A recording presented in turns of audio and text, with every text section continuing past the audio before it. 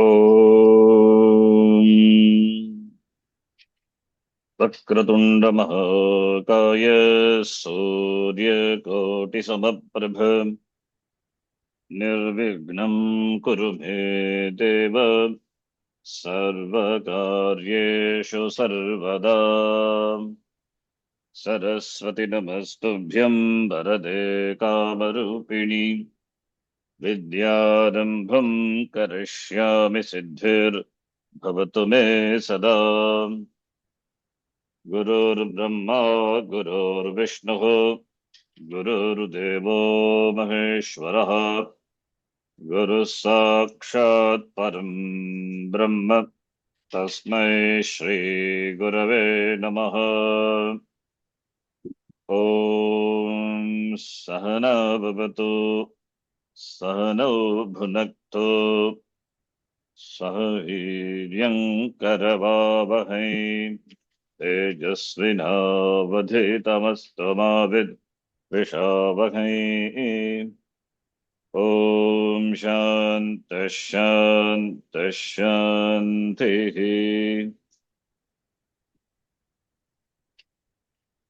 अथ षष्ठोऽध्यायः ध्यानम्। ॐ नागाधीश्वरविष्टरां फणिपनोतं सोरुरत्नावली वासद्देहलतां दिवाकरनिभां नेत्रत्रयोभासिताम् मालाकुम्भकपालनीरजकरां चन्द्रार्धचूडां पराम् सर्वज्ञेश्वर भैरवाङ्कनिलयां पद्मावतीं चिन्तये। ॐ ऋषिरुवाच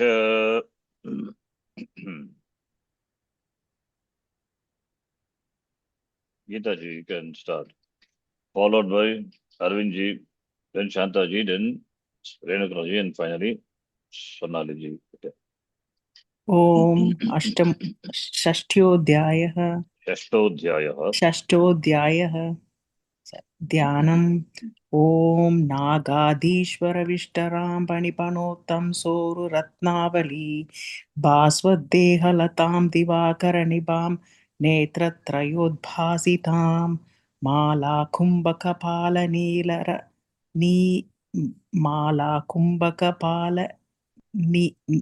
नीरजकरां चन्द्रार्धचूडां मालाकुम्भकपालनीरजकरां मालाकुम्भकपालनीरजकरां चन्द्रार्धचूडां परां सर्वज्ञेश्वर भैरवाङ्कनिलयां पद्मावतीं चिन्तये।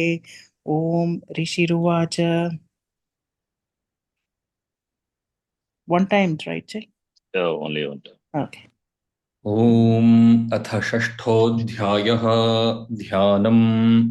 ॐ नागाधीश्वरविष्टरां फणिफणोत्तं सोरुरत्नावलीभास्वद्देहलतां दिवाकरनिभान् नेत्रत्रयोद्भासिताम् मालाकुम्भकपालनीरजकरां चन्द्रार्धचूडां परां सर्वज्ञेश्वरभैरवाङ्कनिलयां पद्मावतीं चिन्तये। Okay, next, is it me? Okay. Oh, अथ षष्ठोऽध्यायः ध्यानम्। ॐ नागाधीश्वर विष्टरां फणिपणोत्तं शोरु रत्नावली भास्वद्देहलतां दिवाकरनिभां नेत्रत्रयोद्भासितां मालाकुम्भकपालनीरजकरां चन्द्रार्धचूडां परां सर्वज्ञेश्वर भैरवाङ्गनिलयां पद्मावतीं चिन्तये। ॐ ऋषिरुवाच। ध्यानम्। ॐ नागाधीश्वरविष्टरां फणिपन्नोत्तं सोरुरत्नावली भास्वद्देहलतां दिवाकरनिभां नेत्रत्रयोद्भासितां मालाकुम्भकपालनीरजकरां चन्द्रार्धचूडां परां सर्वज्ञेश्वरभैरवाङ्गिनिलयां पद्मावतीं चिन्तये। ॐ Bhairavanka Nilayam. It's सर्व okay. Yes, we correct. सर्वं सर्वं ओके भैरांग Bhairavanka Nilayam. Just a note, it's enough. Okay You said Bhairavanki, I just corrected. Okay okay भैरवाङ्कनिलयां पद्मावतीं चिन्तये। ॐ ऋषिरुवाच ध्यानम् ॐ नागाधीश्वरविष्टरां फणिफणोत्तं सोरुरत्नावली भास्वद्देहलतां दिवाकरनिभां नेत्रत्रयोद्भासिताम् मालाकुम्भकपालनीरजकरां चन्द्रार्धचूडां परां सर्वज्ञेश्वरभैरवाङ्कनिलयां पद्मावतीं चिन्तये। ॐ ऋषिरुवाच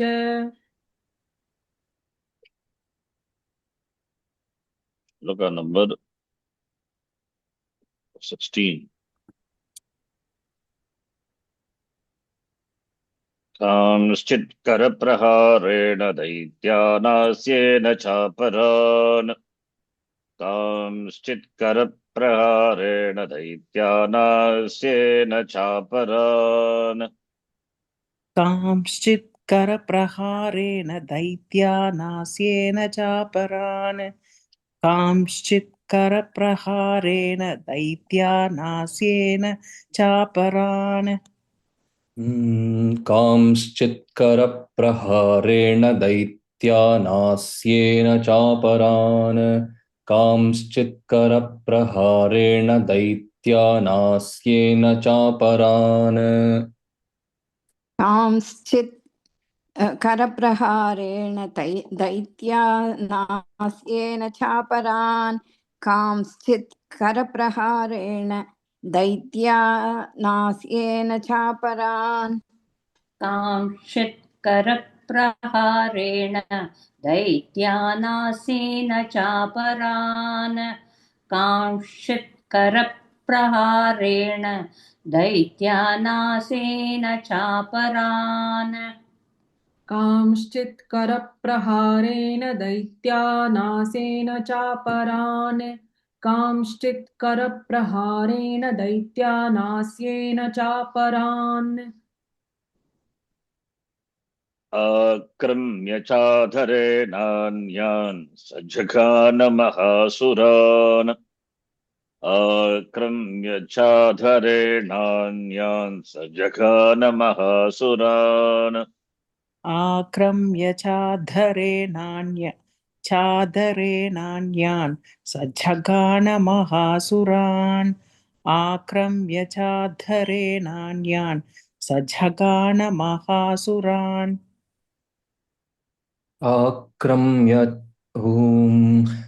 आक्रम्य चाधरेणान्यान् सजघानमहासुरान् आक्रम्य चाधरेणान्यान् सजघानमहासुरान् आक्रम्य चाधरेणान्यान् सजघानमहासुरान् आक्रम्य चाधरेणान्यान्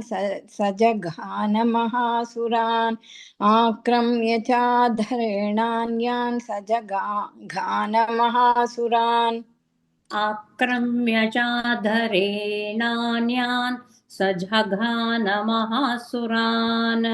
आक्रम्य चाधरेणान्यान् सजघानमहासुरान् आक्रम्य चाधरेणान्यान् सजघानमहासुरान् आक्रम्य चाधरेणान्यान् सजघानमहासुरान् Akramya or Akrantya.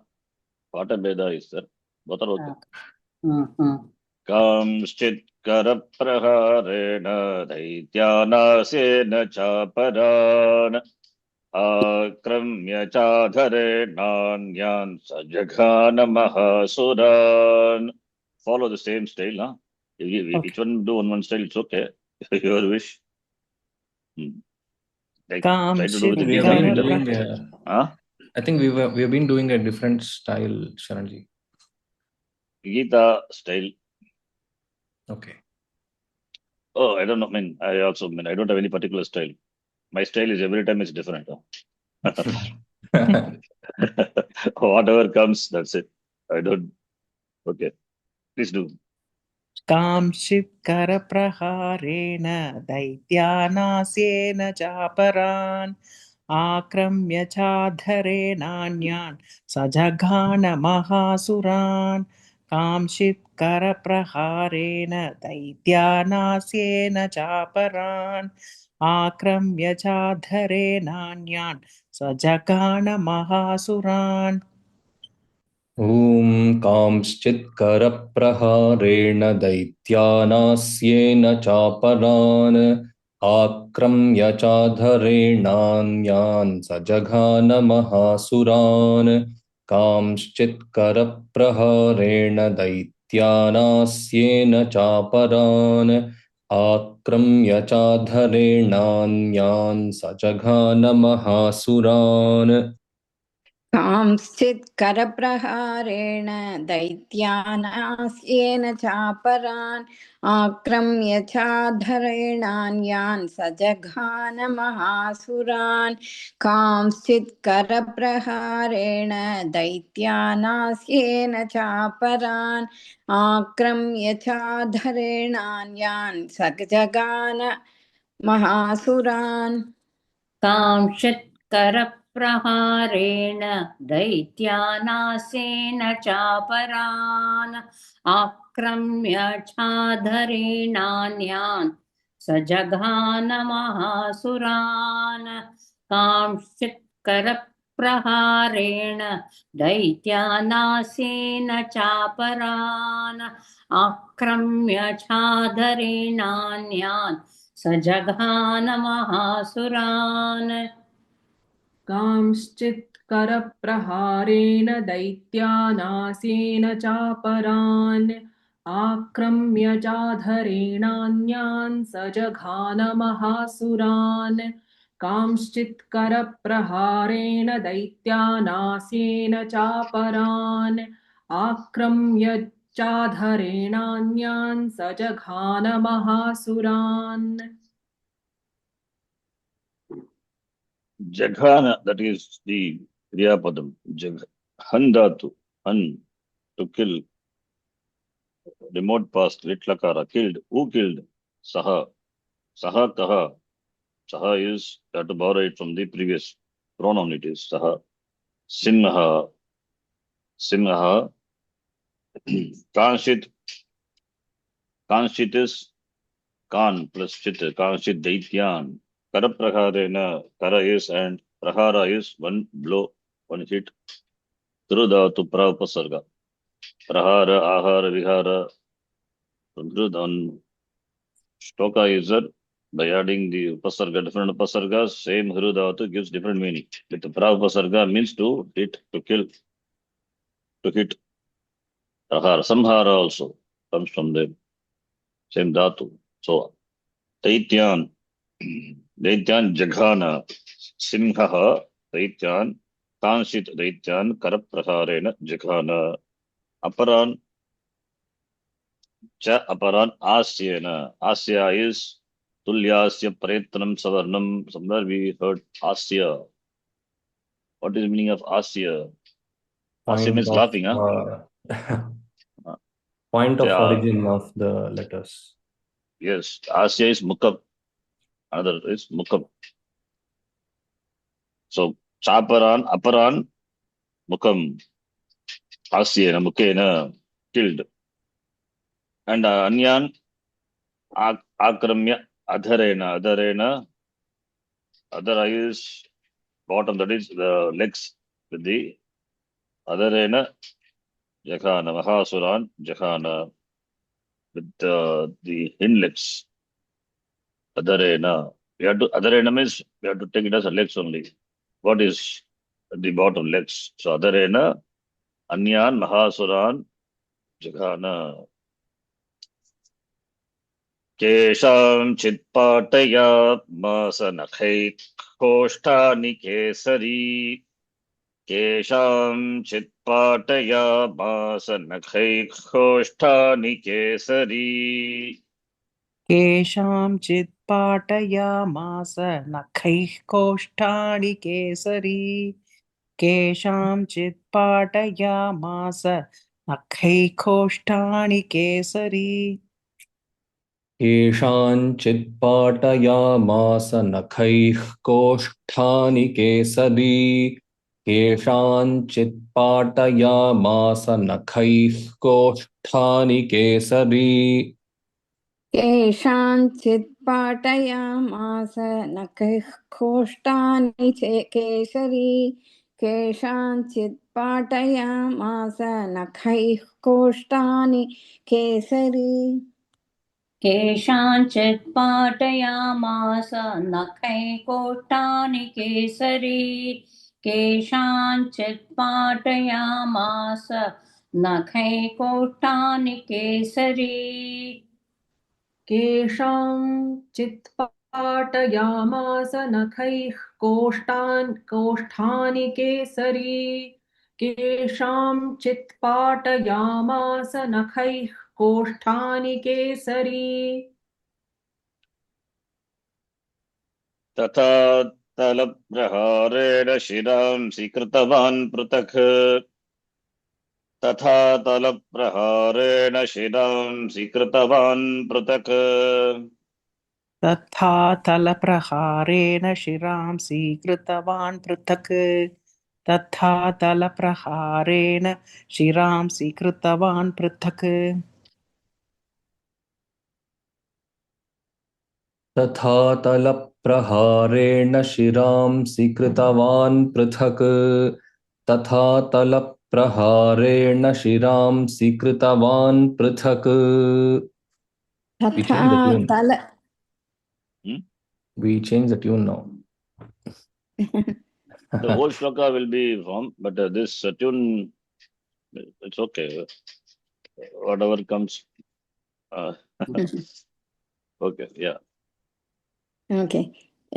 तथा तलप्रहारेण शिरांसि कृतवान् पृथक् तथा तलप्रहारेण शिरांसि कृतवान् पृथक् What was the tune I did before? केषाञ्चित् पाटयामास नखैः कोष्ठानि केसरी तथा तलप्रहारेण शिरांसि कृतवान् पृथक् That's what we're doing now, right? No, now we did केषाञ्चित् पाटयामास नखैः कोष्ठानि केसरी. This is what we started with. We did now we did No, Sharanji, when we started with Bhagavad Gita wala tune. Correct. Now we are doing Lalita Sahasranama wala tune. Correct. That's correct. Keshanchit patayamasa nakai koshthani kesari Gita. That is Gita. Keshanchit patayamasa nakai koshthani kesari. No, you just repeated yourself. Keshamchit patayamasa nakhaih koshthani kesari. Correct. This is a tune, right? This is a different tune. No, which tune we are supposed to follow? I prefer the second one because Lalita Sahasranama also I do. Keshanchit patayamasa nakai koshthani kesari. No. Keshanchit Keshanchi. The moment you bring chi down, it becomes the Gita tune. Keshamchit patayamasa nakhaih. Okay, fine.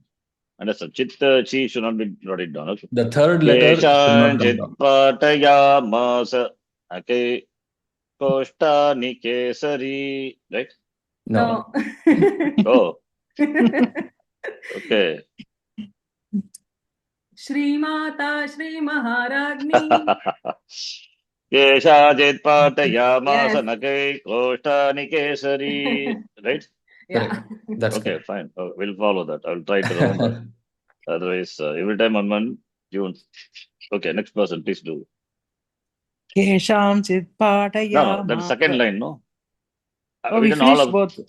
Yeah, we need to together now. तथा तलप्रहारेण शिरांसि from there. Krita.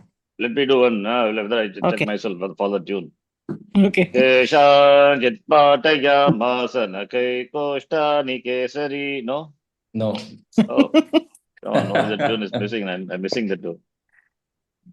केषाञ्चित् पाठयामास. No? नखैकोष्ठानि केसरी. केषाञ्चित् पाठयामास नखैकोष्ठानि केसरी. No? No. That's all. Oh. श्रीमाता श्रीमहाराज्ञी केषाञ्चित् पाठयामास. केषाञ्चित् पाठयामास नखैकोष्ठानि केसरी. No? This also no. Oh, Sharanji. come on. Oh. Every time Sharanji, I'm changing it's this. Yeah. Sharanji, Kesha, the Ah. Sha needs to go up. Again, Pa needs to go up. Sorry? Keshan Patayamasa. Which has to go up? Sha Sha goes up first, Pa. and then Pa goes up. केषाञ्चित् पाठयामास नखैकोष्ठानि केसरी. Right? No? That's what Ya you said, has to right? come down after. Keshan केषाञ्चित् Patayamasa. पाठयामास नखैकोष्ठानि Kesari. Sharanji, Sha goes Actually, up. you're bringing Sir down, the last letter. Sir, Oh, you one went person, up. That's why I don't have any proper tune. Okay, whatever comes, I do it. You do it. I'll try. केषाञ्चित् पाठयामास नखैकोष्ठानि केसरी तथा तलप्रहारेण शिरांसि कृतवान् पृथक्. केषाञ्चित् पाठयामास नखैकोष्ठानि केसरी तथा तलप्रहारेण शिरांसि कृतवान् पृथक्. केषाञ्चित् पाठयामास नखैकोष्ठानि केसरी तथा तलप्रहारेण शिरांसि कृतवान् पृथक्.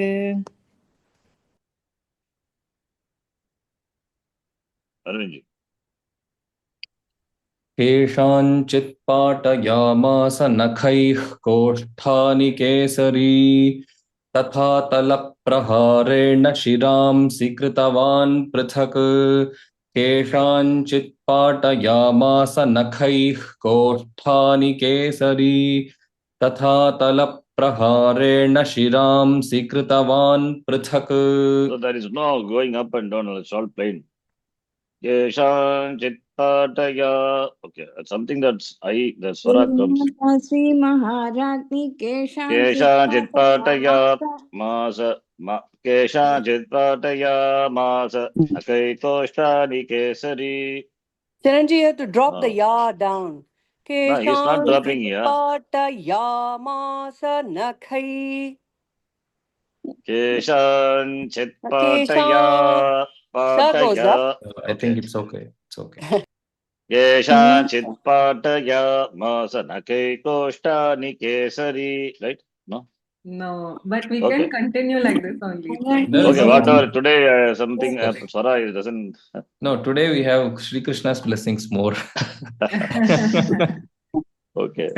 Please do rest person. I will try to come to normal. Oh, yeah. केषाञ्चित् पाठयामास नखैः कोष्ठानि केसरी तथा तलप्रहारेण शिरांसि कृतवान् पृथक्. केषाञ्चित् पाठयामास नखैः कोष्ठानि केसरी तथा तलप्रहारेण शिरांसि कृतवान् पृथक्. केषाञ्चित् पाठयामास नखैकोष्ठानि केसरी तथा तलप्रहारेण शिरांसि कृतवान् पृथक्. केषाञ्चित् पाठयामास नखैकोष्ठानि केसरी तथा तलप्रहारेण शिरांसि कृतवान् पृथक्.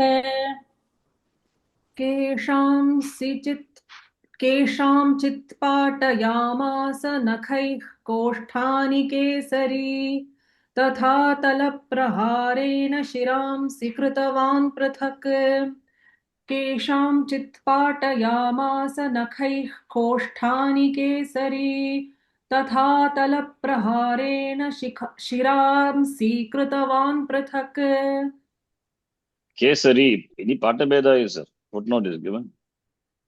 Kesari is Kesari. Simha. Huh? Mm, mm. Footnote is given Patabeda. Keshari is given, Charanjit. Kesari Oh. is given. That's all.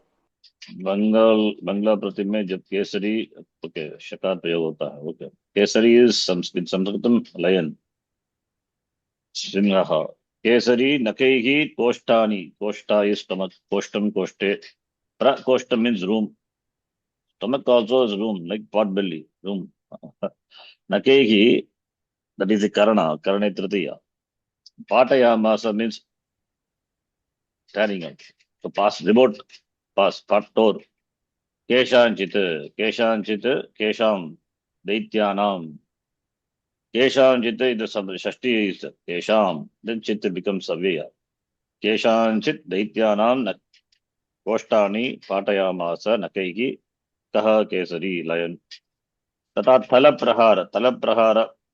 प्रहारेण prahar again one blow on it by tala is the paw of the lion shiramsi that must be familiar with something recently we saw shiras shabda napumsakalinga manaha manasi manamsi shirasi shiramsi you can note shiramsi pratak kritavan pratak is separated from the trunk just by one blow विच्छिन्नबाहुशिरसः okay विच्छिन्नबाहुशिरसः कृतास्तेन तथा परे विच्छिन्नबाहुशिरसः कृतास्तेन तथा परे विच्छिन्नबाहुशिरसः कृतास्तेन तथा परे विच्छिन्नबाहुशिरसः कृतास्तेन तथा परे विच्छिन्नबाहुशिरसः कृतास्तेन तथा परे विच्छिन्नबाहुशिरसः कृतास्तेन तथा परे विच्छिन्नबाहुशिरसः कृतास्तेन तथा परे विच्छिन्नबाहुशिरसः कृतास्तेन तथा परे विच्छिन्नबाहुशिरसकृतास्तेन तथा परे विच्छिन्नबाहुशिरसकृतास्तेन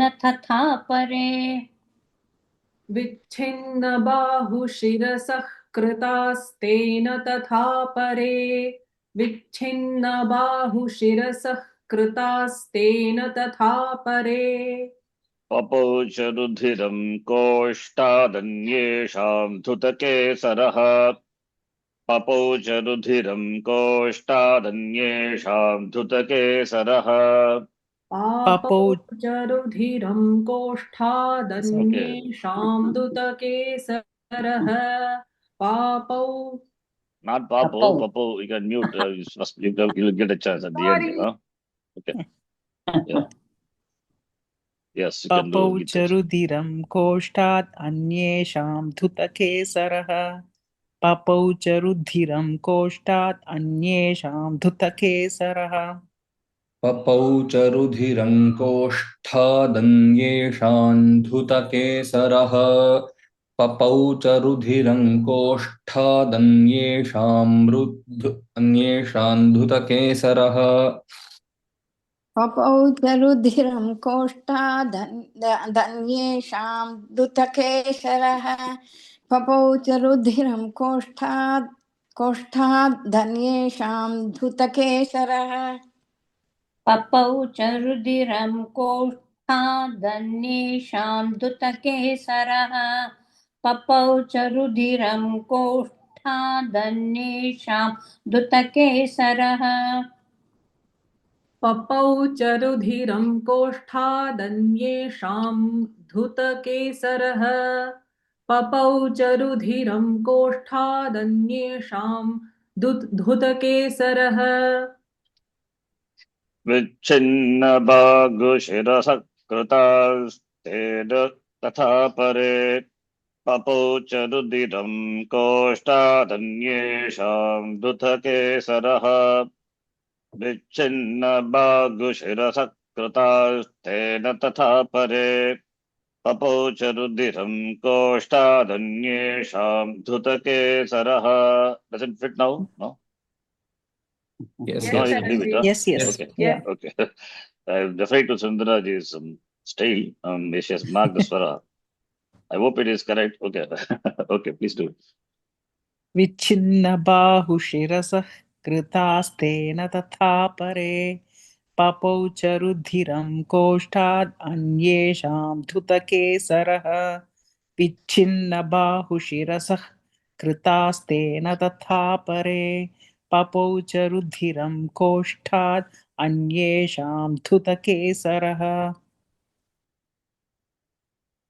विच्छिन्नबाहुशिरसः कृतास्तेन तथा परे पपौ च रुधिरं कोष्ठादन्येषां धृतकेसरः विच्छिन्नबाहुशिरसः कृतास्तेन तथा परे पपौ च रुधिरं कोष्ठादन्येषां धृतकेसरः विच्छिन्नबाहुशिरसः कृतास्तेन तथा परे पपौ च रुधिरं कोष्ठादन्येषां धृतकेसरः विच्छिन्नबाहुशिरसः कृतास्तेन तथा परे पपौ च रुधिरं कोष्ठादन्येषां धृतकेसरः विच्छिन्नबाहुशिरसकृतास्तेन तथा परे पपौ च रुधिरं कोष्ठादन्येषां धृतकेसरः विच्छिन्नबाहुशिरसकृतास्तेन तथा परे पपौ च रुधिरं कोष्ठादन्येषां धृतकेसरः विच्छिन्नबाहुशिरसः कृतास्तेन तथा परे पपौ च रुधिरं कोष्ठादन्येषां धृतकेसरः विच्छिन्नबाहुशिरसः कृतास्तेन तथा परे पपौ च रुधिरं कोष्ठादन्येषां धृतकेसरः Vichinna Bhagu Shirasaha. Can you guess what vibhakti is this Vichinna Bhagu Shirasaha? Shiras Shabda.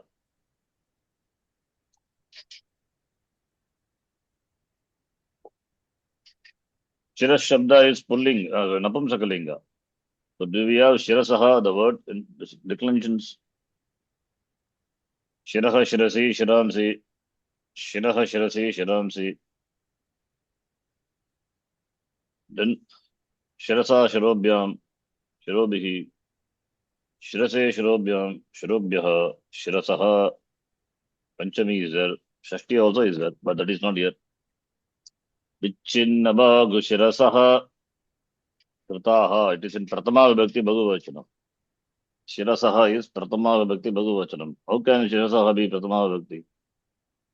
It is not possible unless it is Pullinga. If it is Pullinga, then it is like Vedas Shabda. Vedaha, Vedaso, Vedasaha. Shiraha, Shiraso, Shirasaha. It is Pullinga. Because it's a compound. Bhagavurigi Samasa. Qualifying or it is in, that's a qualifying or it is in Samanadhikaranam with Kritaha. So it's a compound. The compound, the gender is changing. Original gender is Napumsakalinga. The compound gender changes. Therefore, Vichinna Bhagu Shirasa referring to those people whose heads are Vichinna cut. Chid Dhatu. Nainam Chindanti Shastran. That same Dhatu. Chid. Kritaha. Done. By whom? By that Kesari. Tena. Karmani Priya. Tena Kesari na. Tata Apare. Apare. For some others, what did he do? Koshtat. Anyesham. Koshtat. Rudiram Papau Dutakesaraha. Dutakesaraha is again referring to that lion. Dutaha Kesaraha Yenasaha, the one who shakes his mane. Papo is Pada to drinking, Pitavan. opening the stomach, Rudiram Pitavan. Okay. All these are just imagination of the war. There won't be any tatparyam like that. Just a description of the war. Okay. We can't find tatparyam for everything. It is possible, but we don't have any such commentary for each shloka like that. I was reading one commentary, which is the famous commentary. There are 7 commentaries are there. For the first shloka, some technical meaning and the mantra meaning and all is given. The same shloka, just a shloka only. First shloka of the first chapter. Savarni Surya Tanayo Yemano Katyateshta Mahadar shloka. That is only shloka in introduction to a particular commentary was explained. Esoterically, that is all. No other shlokas. I don't find any esoteric interpretation. Maybe if anyone has done, I don't see any book like that. In all other commentaries, I see only explanation, simple explanation, commentary, Sanskrit commentaries. Since simple Sanskrit translation or the commentary available. Only first shloka is said this meaning is possible. What meaning that I will see. I will share with you next class. How with the shloka was interpreted. Simple. Savarni Surya Tanayo Yemanu Katyateshta Mahadar shloka. Like that, all the shlokas possible. Maybe, but I don't see any commentary like that.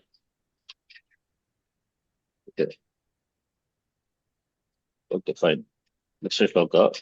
Kshanena tadbalam sarvam kshayam nitam mahatmana. Kshanena tadbalam sarvam kshayam nitam mahatmana. क्षणेन तद्बलं सर्वं क्षयं नीतं महात्मना क्षणेन तद्बलं सर्वं क्षयं नीतं महात्मना क्षणेन तद्बलं सर्वं क्षयं नीतं महात्मना क्षणेन तद्बलं सर्वं क्षयं नीतं महात्मना क्षणेन तद्बलं सर्वं क्षयं नीतं महात्मना क्षणेन तद्बलं सर्वं क्षयं नीतं महात्मना. Just a minute. You can, yeah, read. क्षणेन तद्बलं सर्वं क्षयं नीतं महात्मना क्षणेन तद्बलं सर्वं क्षयं नीतं महात्मना क्षणेन तद्बलं सर्वं क्षयं नीतं महात्मना क्षणेन तद्बलं सर्वं क्षयं नीतं महात्मना तेन केसरिणा देव्या वाहनेनातिकोपिना तेन केसरिणा देव्या वाहनेनातिकोपिना तेन केसरिना देव्या वाहनेनातिकोपिना तेन केसरिना देव्या वाहनेनातिकोपिना तेन केसरिणा देव्या वाहनेनातिकोपिना तेन केसरिणा देव्या वाहनेनातिकोपिना तेन केसरिणा देव्या वाहनेनातिकोपिना तेन केसरिणा देव्या वाहनेनातिकोपिना तेन केसरिणा देव्या वाहनेनातिकोपिना तेन केसरिणा देव्या वाहनेनातिकोपिना तेन केसरिणा देव्या वाहनेनातिकोपिना तेन केसरिणा देव्या वाहनेनातिकोपिना क्षणेन तद्बलं सर्वं क्षयं नीतं महात्मना तेन केसरिणा देव्या वाहनेनातिकोपिना क्षणेन तद्बलं सर्वं क्षयं नीतं महात्मना तेन केसरिणा देव्या वाहनेनातिकोपिना क्षणेन तद्बलं सर्वं क्षयं नीतं महात्मना तेन केसरिना देव्या वाहनेनातिकोपिना क्षणेन तद्बलं सर्वं क्षयं नीतं महात्मना तेन केसरिना देव्या वाहनेनातिकोपिना क्षणेन तद्बलं सर्वं क्षयं नीतं महात्मना तेन केसरिणा देव्या वाहनेनातिकोपिना क्षणेन तद्बलं सर्वं क्षयं नीतं महात्मना तेन केसरिणा देव्या वाहनेनातिकोपिना क्षणेन तद्बलं सर्वं क्षयं नीतं महात्मना तेन केसरिणः देव्या वाहनेनातिकोपिना क्षणेन तद्बलं सर्वं क्षयं नीतं महात्मना तेन केसरिणः देव्या वाहनेनातिकोपिना क्षणेन तत्फलं सर्वं क्षयं नीतं महात्मना तेन केसरिणा देव्या वाहनेनातिकोपिना क्षणेन तद्बलं सर्वं क्षयं नीतं महात्मना तेन केसरिणा देव्या वाहनेनातिकोपिना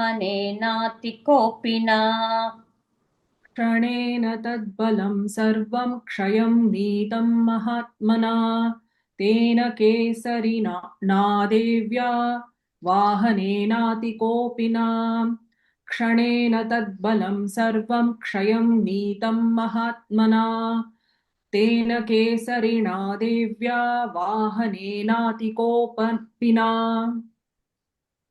कोपिना Atikopina Vahanena Atikopina. Vaganam is the lion, is a Vaganam, Devyaha Vaganam, Simhaha Kesari, Atikopina. So, Tena Kesarina, and Kesarina is a Vaganam. So, Kesarina Vahanena Atikopina Balam, Tad Balam. Tad Balam, the Balam is army.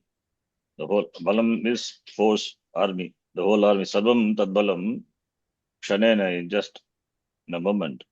Kshayam Nitam was destroyed. Kshayam Nitam, Kshanena, Kshayam Nitam, Kena, Tena, Kesarina, by that lion, which is the Vahana of the Devi. And that was angry also. Satikopina, Mahatmana, Devyaha Vahanena, Kesarina, Tadbalam Sarvam, Kshanena, Kshayam Nitam. In the moment, all the armies were destroyed by the lion, which is the Vahana of the Devi, and who is Mahatma. It's great, and it is very angry. Atikopina. Shrutva tamasuram devya nigatam dhumralochanam. Shrutva tamasuram devya nihatam dhumralochanam.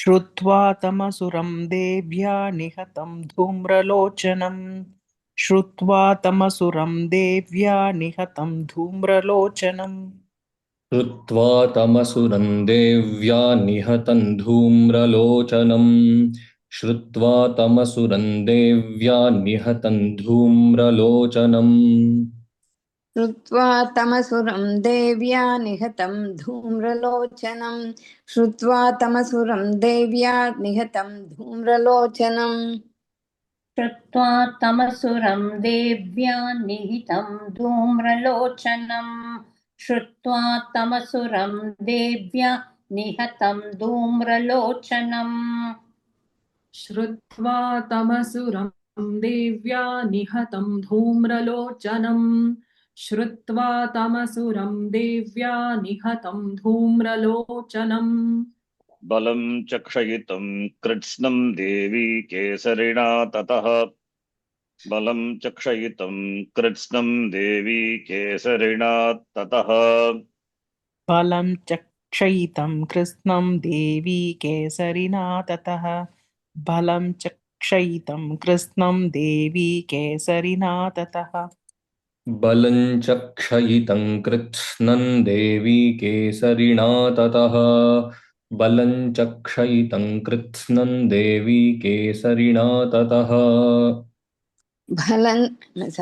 बलं च क्षयितं कृष्णं देवी केसरिणा ततः बलं च क्षयितं कृष्णं देवी केसरिणा ततः बलं चक्षयितं कृष्णं देवी केसरिणा ततः बलं चक्षयितं कृष्णं देवी केसरिणा ततः बलं चक्षयितं कृत्स्नं देवी केसरिणा ततः बलं चक्षयितं कृत्स्नं देवी केसरिणा ततः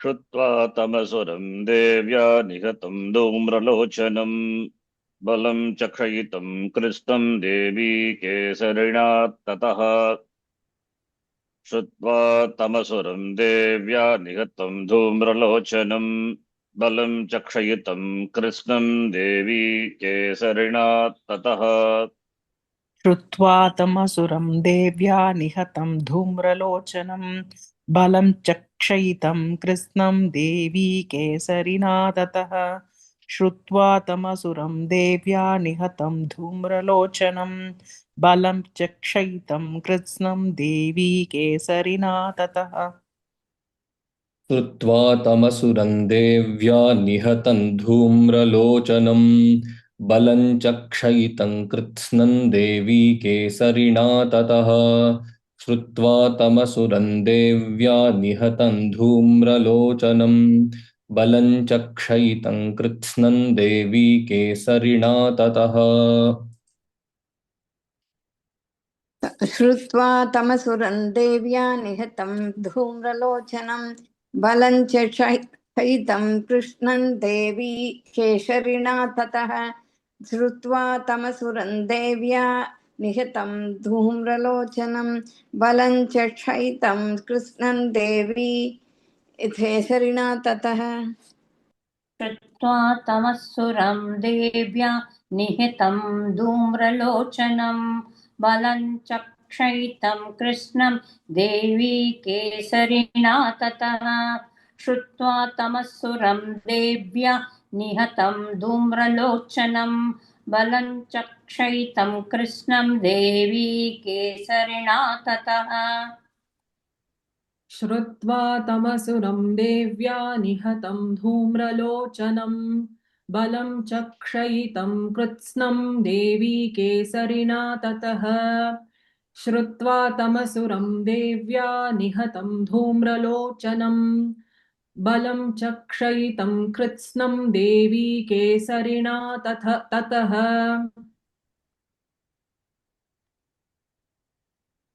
श्रुत्वा having listened to Shruत्वा tam asuram Shruत्वा tam asuram dhumralocanam devya nigatam tataha devi kesarina kesarina that is chukopa. Okay, kriyapadam is chukopa. Chukopa is the next shloka. So in this, I think next shloka also we have to read further to make it meaningful. We will do the next shloka also. चुकोपदैत्या चुकोपदैत्याधिपतिः शुम्भः प्रस्फुरिताधरः चुकोपदैत्याधिपतिः शुम्भः प्रस्फुरिताधरः चुकोपदैत्याधिपतिः शुम्भः प्रस्फुरितादरः चुकोपदैत्याधिपतिः शुम्भः प्रस्फुरितादरः शुकोपदैत्याधिपतिः शुम्भः प्रस्फुरिताधरः शुकोपदैत्याधिपतिः शुम्भः प्रस्फुरिताधरः सुकोपदैत्याधिपतिः शुम्भः प्रस्फुरिताधरः शुकोपदैत्याधिपतिः पतिः शुम्भः प्रस्फुरिताधरः चुकोपदैत्याधिपतिः शुम्भः प्रस्फुरिताधरः चुकोपदैत्याधिपतिः शुम्भः प्रस्फुरिताधरः चुकोपदैत्याधिपतिः शुम्भः प्रस्फुरिताधरः चुकोपदैत्याधिपतिः शुम्भः प्रस्फुरिताधरः आज्ञापयामास च तौ चण्डमुण्डौ महासुरौ आज्ञापयामास च तौ चण्डमुण्डौ महासुरौ आज्ञापयामास च तौ चण्डमुण्डो महासुरो आज्ञापयामास च तौ चण्डमुण्डो महासुरो आज्ञापयामास च तौ चण्डमुण्डौ महासुरौ आज्ञापयामास च तौ चण्डमुण्डौ महासुरौ आज्ञापयामास च तौ चण्डमुण्डौ महासुरौ आज्ञापयामास च तौ चण्डमुण्डौ महासुरौ आज्ञापयामास च तौ चण्डमुण्डौ महासुरौ आज्ञापयामास च तौ चण्डमुण्डौ महासुरौ आज्ञापयामास च तौ चण्डमुण्डौ महासुरौ आज्ञापयामास च तौ चण्डमुण्डौ महासुरौ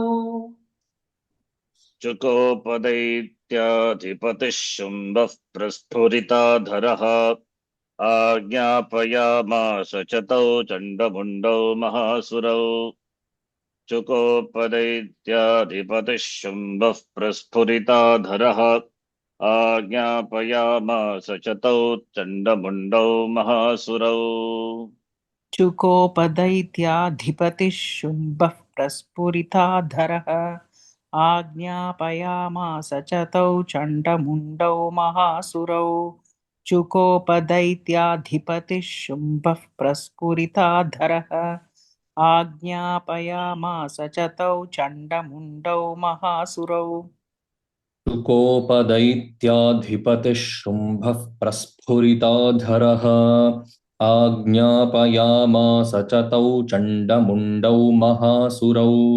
शुकोपदैत्याधिपतिः शुम्भः प्रस्फुरिताधरः आज्ञापयामास च तौ चण्डमुण्डौ महासुरौ चुकोपदैत्याधिपतिः शुम्भः प्रस्फुरिताधरः आज्ञापयामास च तौ चण्डमुण्डौ महासुरौ चुकोपदैत्याधिपतिः शुम्भः प्रस्फुरिताधरः आज्ञापयामास च तौ चण्डमुण्डौ महासुरौ चुकोपदैत्याधिपतिः शुम्भः प्रस्फुरिताधरः आज्ञापयामास च तौ चण्डमुण्डौ महासुरौ चुकोपदैत्याधिपतिः शुम्भः प्रस्फुरिताधरः आज्ञापयामास च तौ चण्डमुण्डौ महासुरौ चुकोपदैत्याधिपतिः शुम्भः प्रस्फुरिताधरः आज्ञापयामास च तौ चण्डमुण्डौ महासुरौ चुकोपदैत्याधिपतिः शुम्भः प्रस्फुरिताधरः आज्ञापयामास च तौ चण्डमुण्डौ महासुरौ We can connect this. First shloka, the 20th shloka doesn't have Kriya Padam. Shrutva is that. So Shrutva is having listened to. Shrutva and Chukopa, that Chukopa is Kriya Padam. So Daityadipatihi, that is Shumbhaha, Chukopa. Shrutva having listened to. Having listened to what? That is what is given in the shloka 20. Having listened to Tam, Asuram, Dhumralochanam, Devya, Nigatam, Dhumralochanam was killed by Devya, Tataha, Devi, Kesarina, सर्वं देवी केसरिना सर्वं balam shayitam iti shutva. Having listened to by that Devi and also the Kesari, or Devi Kesna or the lion, the Vaganam of Devi destroyed and the entire army. Having listened to this, Daityadipati Shumbaha, Shukopa got angry. Praspurita Adara. Adara is the lips. Praspuritaha means shivering. Then he Ajnapayas Masa ordered. Whom did he order? Tau Chandamundo Mahasura. He ordered these Chandamunda who are Mahasuras. What did he say? Ye Chandahe Munda Balair Bagubif Parivaritau. Ye Chandahe Munda Balair Bagubif Parivaritau.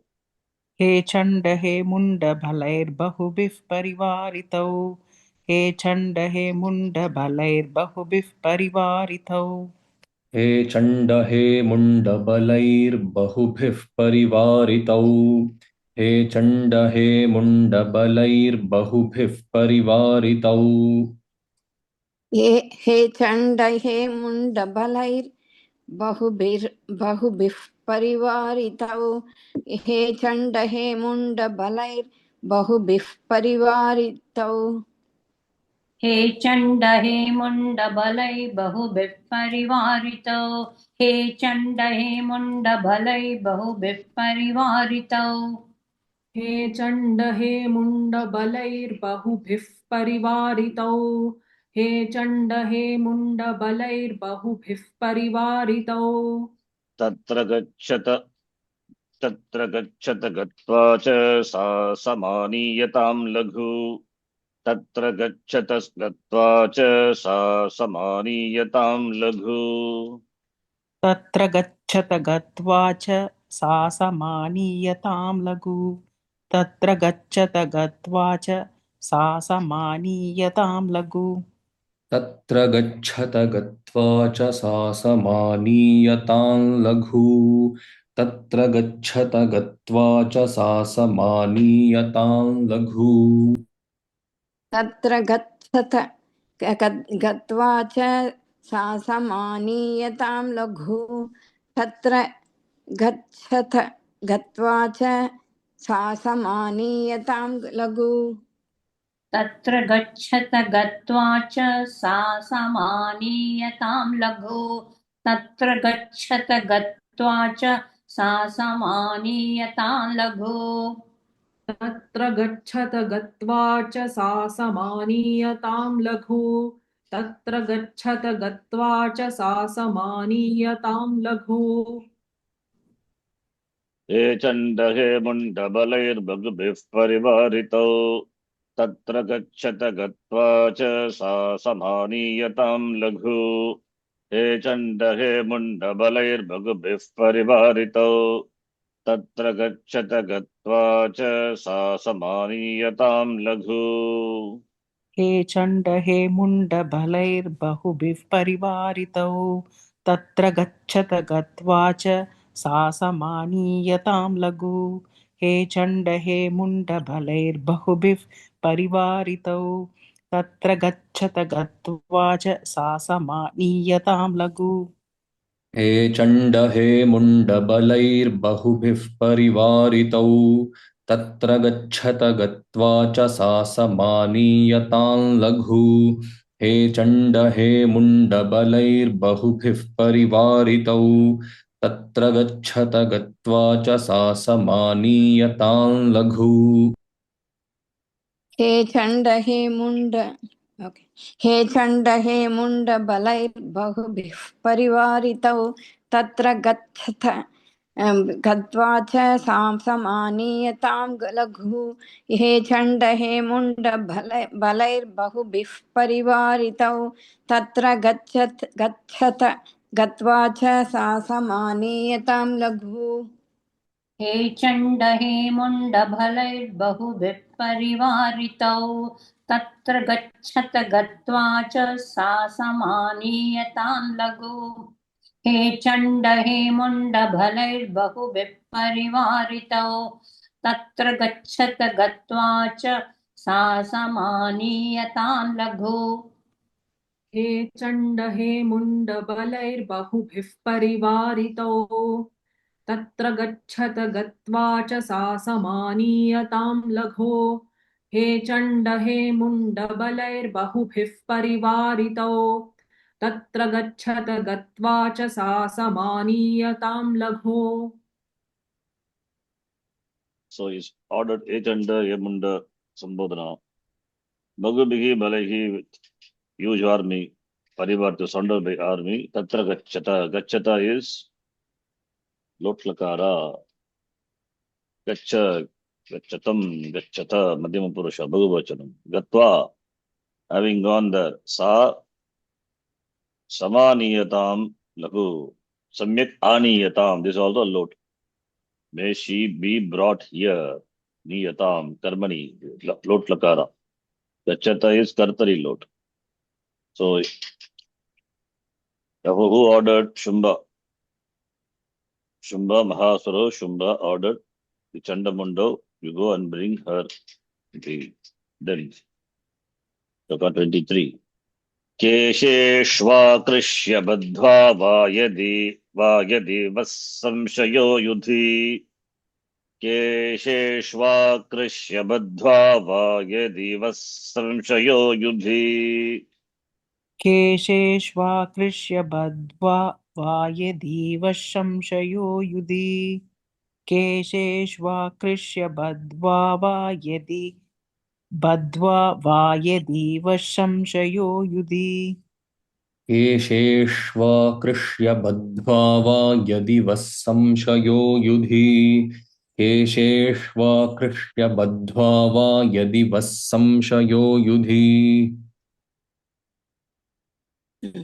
केशेष्वाकृष्य बद्ध्वा वा यदि वः संशयो युधि केशेष्वाकृष्य बद्ध्वा वा यदि वः संशयो युधि केशेष्वाकृष्य बद्ध्वा वा यदि वः संशयो युधि केशेष्वाकृष्य बद्ध्वा वा यदि वः संशयो युधि केशेष्वाकृष्य बद्ध्वा वा यदि वः संशयो युधि केशेष्वाकृष्य बद्ध्वा वा यदि वः संशयो युधि तदा शेषायुधैः सर्वैरसुरैर्विनिहन्यताम् तदा शेषायुधैः सर्वैरसुरैर्विनिर्गम्यताम् तदा विनिगम्यताम्. I said गम्यताम्, sorry. तदा Surैर्विनिहन्यताम्, not गम्यताम्. Okay. Mistake I said. Okay. तदा शेषायुधैः सर्वैरसुरैर्विनिहन्यताम् सदा शेषायुधैः सर्वैरसुरैर्विनिहन्यताम् तदा शेषायुधैः सर्वैरसुरैर्विनिहन्यताम् तदा शेषायुधैः सर्वैरसुरैर्विनिहन्यताम् तदा शेषायुधैर्सर्वैरसुरैर्विनिहन्यताम् तदा शेषायुधैर्सर्वैरसुरैर्विनिहन्यताम् तदा शेषायुधैः सर्वैरसुरैर्विनिहन्यताम् तदा शेषायुधैः सर्वैरसुरैर्विनिहन्यताम् तदा शेषायुधैः सर्वैरसुरैर्विनिहन्यताम् तदा शेषायुधैः सर्वैरसुरैर्विनिहन्यताम् केशेष्वाकृष्य बद्ध्वा वा यदि वः संशयो युधि तदा शेषायुधैः सर्वैरसुरैर्विनिहन्यताम् केशेष्वाकृष्य बद्ध्वा वा यदि वः संशयो युधि तदा शेषायुधैः सर्वैरसुरैर्विनिहन्यताम् केशेष्वाकृष्य बद्ध्वा वा यदि वः संशयो युधि तदा शेषायुधैः सर्वैरसुरैर्विनिहन्यताम् केशेष्वाकृष्य बद्ध्वा वा यदि वः संशयो युधि तदा शेषायुधैः सर्वैरसुरैर्विनिहन्यताम् केशेष्वाकृष्य बद्ध्वा वा यदि वः संशयो युधि तदा शेषायुधैः सर्वैरसुरैर्विनिहन्यताम् केशेष्वाकृष्य बद्ध्वा वा यदि वः संशयो युधि तदा शेषायुधैः सर्वैरसुरैर्विनिहन्यताम् केशेष्वाकृष्य बद्ध्वा वा यदि वः संशयो युधि तदो शेषायुधैर्सर्वैरसुरैर्विनिहन्यताम् tada, not tado. केशेष्वाकृष्य Tada, not tado. Okay.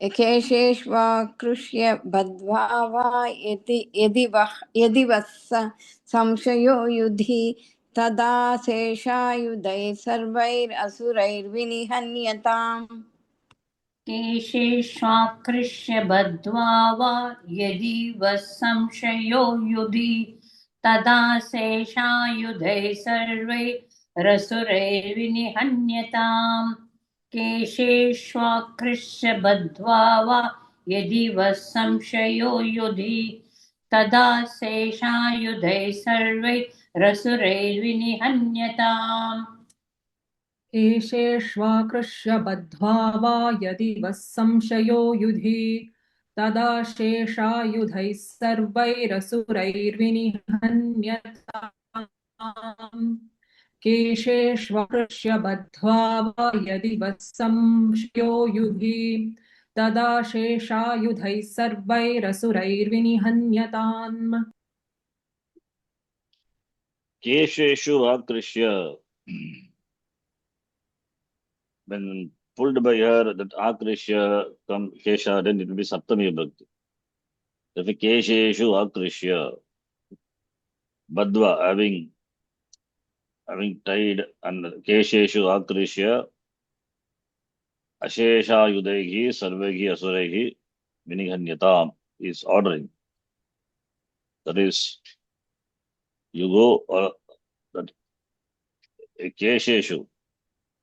So you go there with your army, and yadi vaha, yadi for you, vaha ishmakam, right, for you, samshayaha yudi, if you have doubt fighting with her, then tada ashesha yudaihi sarvehi asurehi, by asuras, all the asuras with all the weapons, fight, and you drag her, you pull her by the hair, bind and bring her.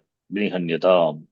Vinighanyatam is killing, that you Sarvehi Asurehi Ashesha Yudehi, with all the weapons by all the Asuras, Vinighanyatam, you hit her and Badva tie her and pull her by the hair. Iti is ordering, who is ordering Shumba. Kesheshu Akrishya Badva Yadi Vaha Samshayaha Yudi Tada Ashesha Ayudehi. No Ayudas left out. All the Ayudas, Sarvehi Asurehi Vinihanyatam. Ka, that's Devi. Let her be Vinihanyatam. Let her be Anda, to hit, strike, hit. So with all the weapons by all the Asuras, and you tie her and bring her by holding her hair. Last shloka. Tasyam hatayam dushayam simhe cha vinipatite. Tasyam hatayam dushayam simhe cha vinipatite. तस्यां हतायां दुष्टायां सिंहे च विनिपातिते तस्यां हतायां दुष्टायां सिंहे च विनिपातिते तस्यां हतायां दुष्टायां सिंहे च विनिपातिते तस्यां हतायां दुष्टायां सिंहे च विनिपातिते तस्यां हतायां दुष्टायां सिंहे च विनिपातिते तस्यां हतायां दुष्टायां सिंहे च विनिपातिते तस्यां हतायां दुष्टायां सिंहे च विनिपातिते तस्यां हतायां दुष्टायां सिंहे च विनिपातिते तस्यां हतायां दुष्टायां सिंहे च विनिपातिते तस्यां हतायां दुष्टायां सिंहे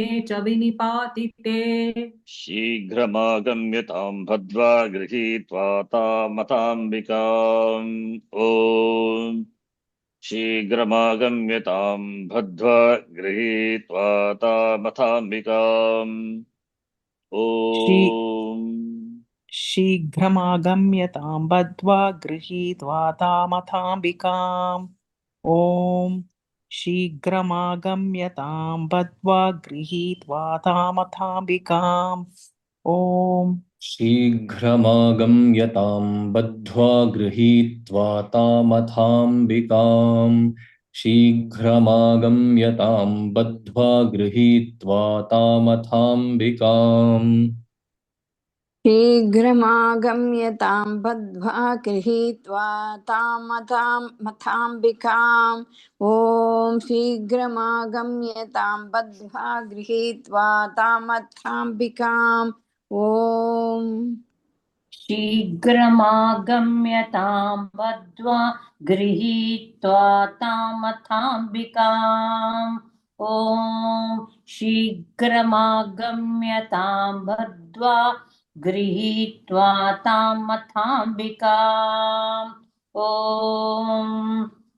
शीघ्रमागम्यतां बद्ध्वा गृहीत्वा तामथाम्बिकाम् ॐ शीघ्रमागम्यतां बद्ध्वा गृहीत्वा तामथाम्बिकाम् ॐ तस्यां हतायां दुष्टायां सिंहे च विनिपातिते शीघ्रमागम्यतां बद्ध्वा गृहीत्वा तामथाम्बिकाम् ॐ तस्यां हतायां दुष्टायां सिंहे च विनिपातिते शीघ्रमागम्यतां बद्ध्वा गृहीत्वा तामथाम्बिकाम् ॐ तस्यां हतायां दुष्टायां सिंहे च विनिपातिते शीघ्रमागम्यतां बद्ध्वा गृहीत्वा तामथाम्बिकाम् ॐ तस्यां हतायां दुष्टायां सिंहे च विनिपातिते शीघ्रमागम्यतां बद्ध्वा गृहीत्वा तामथाम्बिकाम् ॐ तस्यां हतायां दुष्टायां सिंहे च विनिपातिते शीघ्रमागम्यतां बद्ध्वा गृहीत्वा तामथाम्बिकाम् ॐ तस्यां हतायां दुष्टायां सिंहे च विनिपातिते शीघ्रमागम्यतां बद्ध्वा गृहीत्वा तामथाम्बिकाम् ॐ तस्यां हतायां दुष्टायां सिंहे च विनिपातिते शीघ्रमागम्यतां बद्ध्वा गृहीत्वा तामथाम्बिकाम् ॐ तस्यां हतायां दुष्टायां सिंहे च विनिपातिते शीघ्रमागम्यतां बद्ध्वा गृहीत्वा तामथाम्बिकाम् ॐ तस्यां हतायां दुष्टायां सिंहे च विनिपातिते शीघ्रमागम्यतां बद्ध्वा गृहीत्वा तामथाम्बिकाम् ॐ तस्यां हतायां दुष्टायां सिंहे च विनिपातिते शीघ्रमागम्यतां बद्ध्वा गृहीत्वा तामथाम्बिकाम् ॐ तस्यां हतायां दुष्टायां सिंहे च विनिपातिते शीघ्रमागम्यतां बद्ध्वा गृहीत्वा तामथाम्बिकाम् ॐ तस्यां हतायां दुष्टायां सिंहे च विनिपातिते शीघ्रमागम्यतां बद्ध्वा गृहीत्वा तामथाम्बिकाम् ॐ आगम्यतां लोट्लकार come quickly. Shigram agamyatam. Tasyam atayam. That is Devi, Shashti, Saptami Bhakti, Sati Saptami. Tasyam atayam. Dushtayam tasyam atayam. When that Dushta, that is Devi is called Dushta by him. Okay, Dushta Devi was hurt and Simha was killed. Simhecha vinipatite. Then tying her, Grigitva, capturing Tam, Ambikam, Shigram, Atra Agamyatam. May she be brought here immediately. Iti ordered. Om. With this chapter Sashtodhyayaha is done. Iti Shri Markandeya Purane Savarnike Manvantare Devi Mahatmye Shumbha Nishumbha Senani Dhumra Lochana Vadho Nama Sashtodhyayaha. इति श्रीमार्कण्डेयपुराणे सावर्णिके मन्वन्तरे देवी माहात्म्ये शुम्भनिशुम्भसेनानि धूम्रलोचनवधो नाम षष्ठोऽध्यायः। ॐ इति श्रीमार्कण्डेयपुराणे सावर्णिके मन्वन्तरे देवी माहात्म्ये शुम्भनिशुम्भसेनानी धूम्रलोचनवधो नाम षष्ठोऽध्यायः। ॐ इति मार्कण्डेयपुराणे सावर्णिके मन्वन्तरे देवी माहात्म्ये शुम्भनिशुम्भ सेनानि धूम्रलोचनवधो नाम षष्ठोऽध्यायः।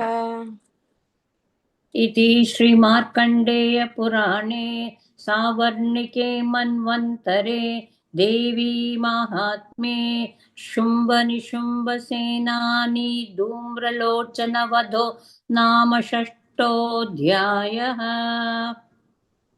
इति श्रीमार्कण्डेयपुराणे सावर्णिके मन्वन्तरे देवी माहात्म्ये शुम्भनिशुम्भसेनानी धूम्रलोचनवधो नाम षष्ठोऽध्यायः। Okay. I'll show you. I think this is the meaning of the first shloka by some commentator. Devi Chandra Kalaha Tave Dikshitaihi Padashitam Likati Savarnis Suryatanayo Yo Manukhatyate Shtamaha Nishamaya Tadutpattim Vistarad Gatato Mama. This is the first shloka. The shloka stands for the Bijakshara. Hreem. That Hreem is encoded in this shloka. This is how the Acharya here he interprets. But like this is not available for all the shlokas. Okay. This one shloka, this is an introduction to this document. That is Guptavati, one of the famous commentary on Devi Mahatmya. That is one commentary. There also is not there. There are 7 commentaries. That's a commentary has not yet started. It's just an introduction. In the introduction, the book, it is given. So he says, Yaha, Ashtamaha means 8th. So Yaha is Yakara. From Yakara, it is the 8th letter is Hakara. In the Akshara. A, I, I, U. Yakara, from that 8th Akshara is Hakara. Yara, Lava, Shasha, Saha, Ashtamaha, Vardaha, Karaha. Surya Taneha, son of Surya, stands for Repa. So Hakara plus Repa. Then Savarni is Savarnaha, Varnagi, suppose Savarni, the word stands for Ikara. So Repa, Hakara, Ikara. You get Re, that is without the Bindu. Nirbindukaha, Rinkaraha, Siddhaha. Saha, that is in mantra Hreem. Of course, we add Bindu after that. Bindu. So this mantra is encoding that Hreem, Bijakshara of the Devi. Tat, and says here, Devi mantrayoho abedhat. Devi and the mantra, they are not different. Mantra is Devi, Devi is that mantra. Iti Devi mantra abedhat, manuhu mantraha katyate. Taha manuhu mantra tadutpattim tadavataran gadato mama. So, Hreem is the encoded meaning of this shloka. This is one Acharya says. Like that can be, I mean, and some technically with Shruti, Vedant, that quoting and all, here also he quotes Ajamekam Lokita Shukla Krishnam, that stands for Maya. Shruti Prasiddha Mula Prakriti Maya. So Varnihi Sagitaha Savarnaha, therefore Savarnihi Maya, that way also. Savarnihi stands for Maya, and therefore Savarnihi stands for Maya and stands for Ikara. Then Hakara, Repa, Ikara combining together, it gives result in the Bija Mantra of Devi. Nir Binduka without Bindu. Then we add to adding Bindu, it becomes Reem. This is the one way of explaining this shloka. Okay, simple translation is we know. Savarni, Satanna of Surya, is the eighth Manu. So like that, no. And Nishamaya, we saw the meaning of this shloka. Savarni, who is the eighth son of the eighth son, I mean, sorry, who is the not eighth, Ashtama Manu, eighth Manu, Savarnihi, Surya Tanayaha, eighth. So who says this? Markandeya says this watcher. So he says Savarni, who is son of Surya, how he became Katyate. How he became the eighth Manu. Nishamaya Tadutpatyam Nishamaya, that I am going to tell. Nishamaya, may you please listen. Vistarat Gatato Mama Gatataha, I am going to tell. Nishamaya, listen. That is the simple translation. But here, like that, this is given only for this shloka in introduction, not in the main. Okay, so like this, shloka can be interpreted, but every shloka how to interpret, we cannot do it, and it is the shloka is available. Okay, this is a very big book. 8 commentaries are there for the Mahatmya. Anuvada Guptavatyadi, Guptavati, the famous commentary. Sapta Vyakhya Vibhushita, 7 Vyakhyanams are there. In Sanskritam, one Hindi, the simple translation Hindi, that is, as it is there already, we have in the book itself, the Mahatmyam, the Gita Press itself. Okay, just letting you know. So like that, encoded meaning, how to arrive at it, not easy, huh? Only Acharya, the tradition can do. Okay, we'll stop here. Om Purnamadav Purnamidham Purnat Purnamudachyate Purnasya Purnamadhaya Purnamevavasishyate. Om Shanti Shanti Shanti. Harihi Om Shri Gurubhyo Namaha. Harihi Om. Dhanyavadaha. Like that, the Panchadashakshari, Shodashakshari also may be hidden in the mantra. They are like we have one Valmiki Ramayana condensed shloka. The first letter of all that, if you put together, then you get a Gayatri. Valmiki Gayatri is called. So 20, I think, 20, I think 26 shlokas or more, something is the first letter of all that. If you put together, then you get the Gayatri mantra. Similarly, this Panchadashakshari, Shodashakshari, all may be the mantras hidden, Bijakshara. Okay. But we are not seeing that, just simple meaning only we can see, because those things I also don't know. Commentary also is not available. For that, you have to know, ask some big people, very big people. Huh? Dhanyavadaha. Dhanyawad. ಧನ್ಯವಾದ. ಧನ್ಯವಾದ ಶರಣ್ಜಿ.